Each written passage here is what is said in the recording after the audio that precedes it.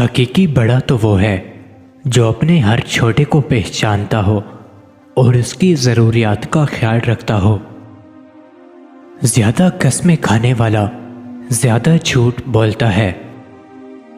کوشش کرو کہ گفتگو کی ابتدا تمہاری طرف سے نہ ہوا کرے اور تمہارا کلام جواب بنا کرے۔ اگر تمہیں ایک دوسرے کے اعمال کا پتہ چل جائے تو تم ایک دوسرے کو دفن بھی نہ کرو۔ اللہ نے تمہارے عیب چھپا رکھے ہیں، اس پر شکر ادا کرو۔ بعض رشتوں کے نام نہیں، مقام ہوتے ہیں۔ زندگی آخر رلا ہی دیتی ہے، چاہے ہم اپنے ماں باپ کے کتنے ہی لاڈلے کیوں نہ ہوں۔ بچے کے لیے سب سے اچھی جگہ ماں کا دل ہے، بے شک بچے کی عمر کتنی ہی ہو۔ لمبا سانس یا تو شدید خواہش ہوتی ہے یا پھر پرانی یاد۔ گندگی دیکھنے والوں کی نظر میں ہوتی ہے، ورنہ ردی کی ٹوکری چننے والوں کو اس میں روٹی نظر آ رہی ہوتی ہے۔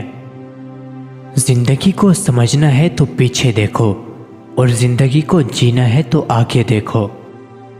ہم کسی کے دل میں جھانک نہیں سکتے، یہ جان نہیں سکتے کہ کون ہمارے ساتھ کتنا مخلص ہے، لیکن وقت اور رویے جلد ہی یہ احساس دلا دیتے ہیں۔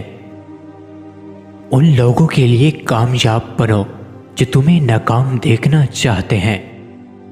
اصل زینت اس بات کو سمجھنا ہے کہ ہم زندگی، دنیا اور اپنے آپ کے بارے میں بہت کم جانتے ہیں۔ جتنی جلدی کرو گے اتنی ہی دیر لگے گی، یعنی صبر سے کام لیا کرو۔ تم مصیبت اور ضرورت کے وقت عبادت کرتے ہو، کاش مسرت اور فراغت کے لمحات میں بھی سر مسجود ہوتے۔